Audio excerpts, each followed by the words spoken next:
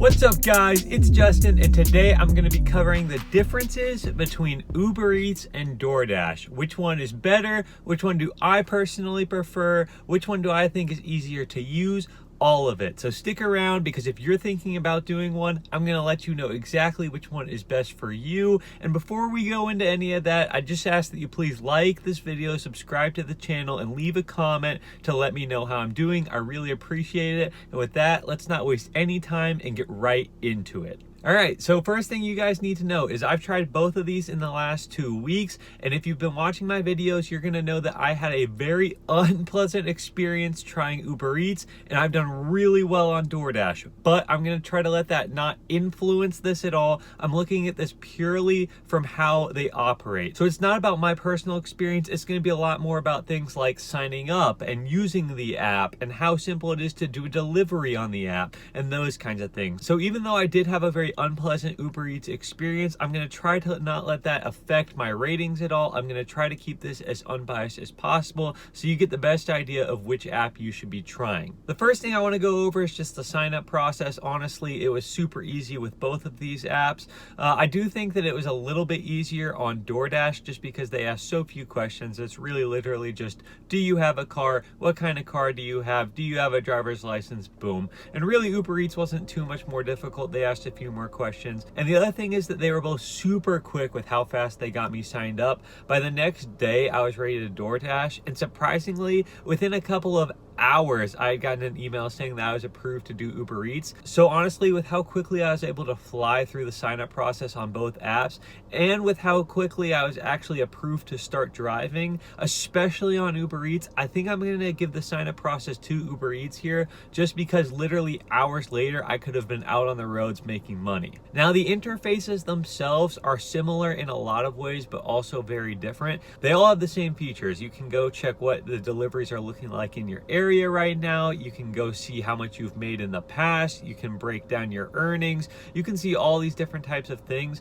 You just really have to get used to the apps themselves. Now, one is going to be easier than the other depending on which one you start on. So I started on DoorDash, so I got used to being able to check how much money I'd made and what trips were available and all these different things on DoorDash. So when I downloaded Uber Eats, I found it a little bit more confusing just because I wasn't used to that yet, but I don't think that's a knock on Uber Eats. Honestly, I think both the interfaces are really well designed, and you shouldn't have any problems using either of them as long as you got half a brain. I mean, seriously, this is a really easy job to do. Honestly, all you really have to do is just follow the steps that it gives you and drive around. It really doesn't get much harder than that. So as long as you know what you're doing and you take a little bit of time to just figure out how the apps work, you're going to have no problem with either interface whatsoever. Now, when you open both apps, you're going to see the same thing, a map, and it's going to show you and it's going to show your surrounding areas. Now, there are a few key differences between the two, and I'm going to be upfront here and tell you that I do prefer DoorDash's map,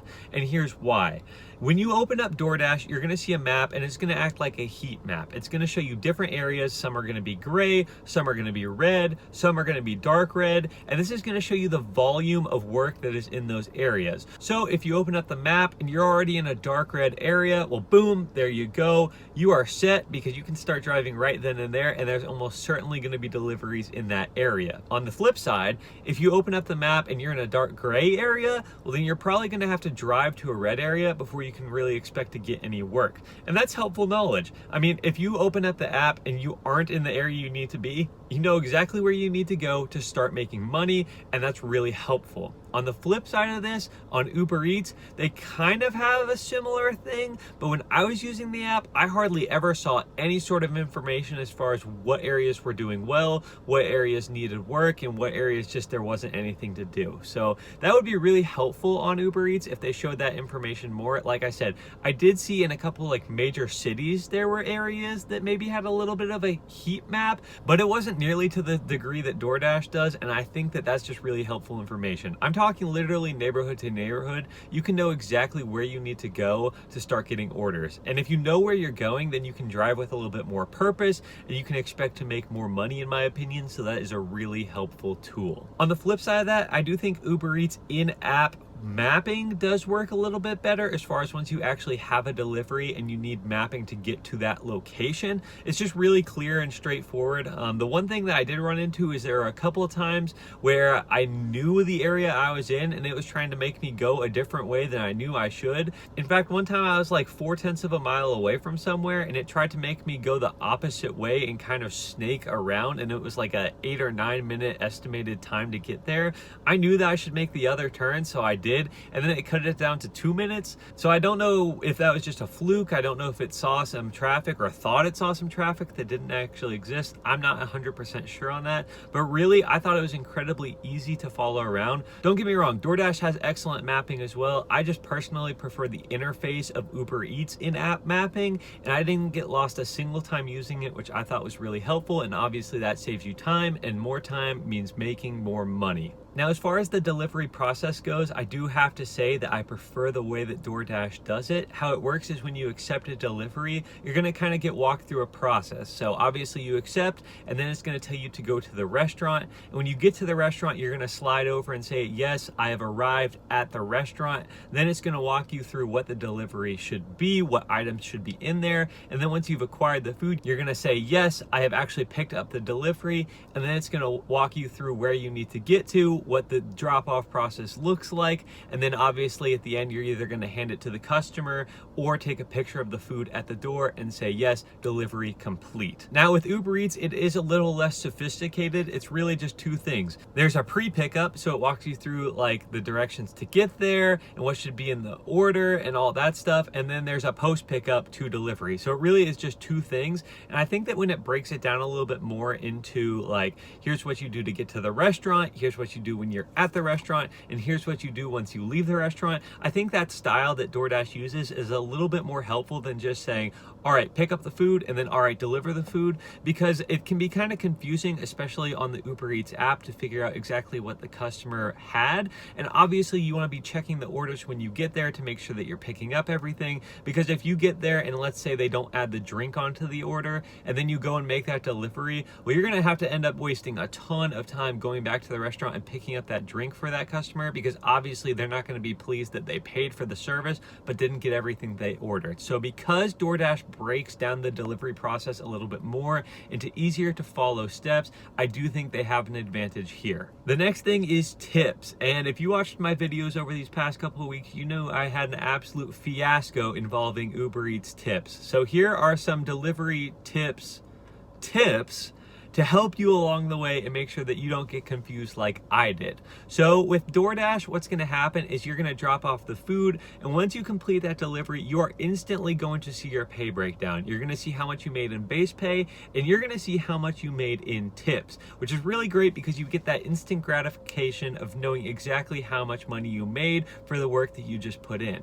Now, Uber Eats is a little bit different. You're gonna see at the start an expected total pay based on the anticipated tip, but when you make the delivery, it is only going to show you the base pay. Now, I think that they could be a little bit better about explaining that, because you make the delivery and then it goes and says, oh, your total for that last trip was X amount of dollars, and because it doesn't factor tips in right away, it's going to always feel like you made less money than you should have, and that's because tips haven't been added.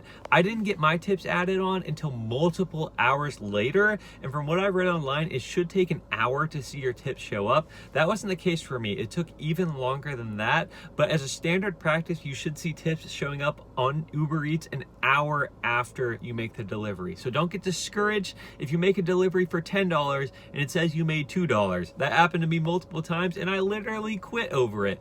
But you will get your tips eventually. Now, there are some differences between the tips in the app. So DoorDash almost exclusively is going to be round numbers. So you'll make $2, $3.50, $7 tips, those kinds of things. Where on Uber Eats, it looked like it was more percentages of people's orders. I would make $10.86 or $3.72. Really random numbers that looked like they were more percentages percentages as compared to just inputting a number. And from my experience, both had a wide variety of tips, some as high as $15, some as low as $2 or even no dollars, depending on what kind of order you took. But it really just depends. I do think that with people just inputting numbers, you maybe have the advantage of possibly making more on DoorDash because somebody's more likely maybe to put in a $15 tip than to pay a 50% of their order tip.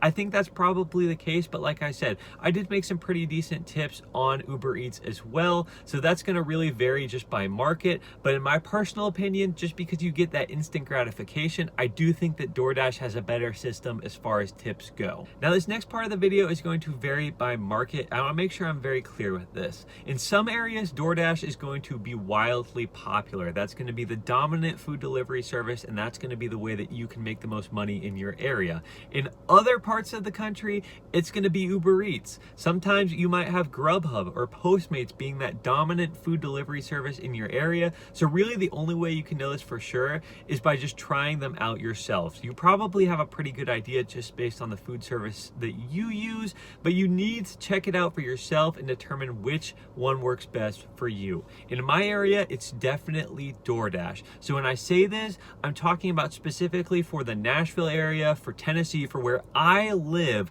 DoorDash is the better service as far as order frequency goes. I got a ton more orders doing DoorDash. I had a lot more orders to pick from. I could be really picky because if I declined an order for $4, an order for $10 was probably going to show up a few seconds later, especially during those breakfast, lunch, and dinner rushes. So in my area, DoorDash is definitely the service to be driving for, just because you're going to have more order frequency, which means more options for which ways you want to go, how you want to make money, all of that. For you, if you're in a different part of the country, it might be Uber Eats, it might be Postmates, it might be Grubhub. Like I said, you have to try it yourself. But for me, I spent quite a bit of time sitting there on Uber Eats, not getting orders, and along with the tips, that really just added to my frustration over the day. And obviously this is something that should be fun, it should be easy, and you don't want to have low morale while you're driving around. So for me, with that order frequency being so low on Uber Eats, DoorDash is definitely a winner there. The same thing is obviously going to apply for order size.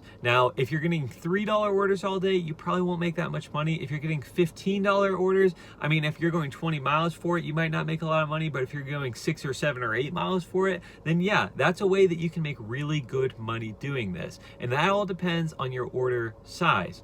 For me, again, DoorDash had larger orders. With more orders to pick from, I was able to choose those larger orders, and that meant that I was able to make more money on a per hour basis than I was on Uber Eats. But on Uber Eats, I did have some pretty decent sized orders as well. And again, this is just going to depend on your personal market. This is also going to depend on what kind of area you're driving in. If you're in a really low income area, you're probably going to have really low dollar value orders all day long. And if you're in a really high income area, well, the opposite is true. You could make a lot of money just because those orders are typically going to be larger. You can typically expect more tips that way. So I'm not going to say that one app was better than the other. I personally had more large orders on DoorDash, but I also gave DoorDash a try when I was in a higher income area, so that definitely helped it out. And since DoorDash is more popular here, I was able to pick larger orders, and I was able to avoid just having to accept smaller orders over and over again just for the sake of staying busy. So I'm not going to go either way on this one. This is another one where I think you just have to feel it out in your area, see which one works for you, and then stick with that one because you're definitely going to make the most money that way. And lastly, just for my overall impression of the apps, I think both of them are really well designed. I think both of them make it very simple to do this kind of job. I don't necessarily know that I would do Uber Eats again. A, because it's obviously not as popular, but B, I also had a more interesting customer base on Uber Eats. They were a little bit more difficult. If you watch my video, I ended up making like a 20-minute drive out to a house, and then the guy called me and said that that's not even where he lived, and I had to drive all the way back to the restaurant because he actually lived like 0.3 of a mile away from the restaurant. Those kinds of things didn't happen to me on DoorDash. I actually have like a really pleasant experience almost every single time I interact with someone on the DoorDash app. Again, this might be totally different different in your area, but I found that it was easier to interact with DoorDash people. They had fewer strange requests or sent me out of my way fewer times. And when you're spending less time dealing with customers, you're spending more time making money, and that's exactly what the goal of a side hustle is. So I definitely would recommend, again, try them both out, see what works best for you. But I can tell you right now that I had an easier time with customers, and I think that kind of dealt with my overall satisfaction. Again, they're both great apps. You can make money either way using either of these. It's not like I didn't make any money using Uber Eats. I just think that it depends on your area. So with that being said, especially as a beginner, I think both are really easy to use. I think both can make you a lot of money, and I think that both make great side hustles. Just figure out which one is for you. So with that said, thank you so much for watching this video. I'm posting side hustle content every Monday, Wednesday, and Friday at 3:30 p.m. Central Time. Be one of the first people to be on there and watch that video. Give it a like, subscribe to this channel so you can be one of those that watches every single video. Leave comments, that helps a ton. I really love to know what you guys want to see in the future. What kind of side hustles do you guys want to see? I know that for me, I'd always wondered, how much can a DoorDash driver make? How much can an Uber Eats driver make? And now I know, and you can watch these videos to find out for yourself. So go ahead, like, subscribe, comment, share these videos with a friend. Thank you so much for watching to the end of the video. I really appreciate you guys sticking around so long. Have an amazing rest of your day, and I'll see you soon.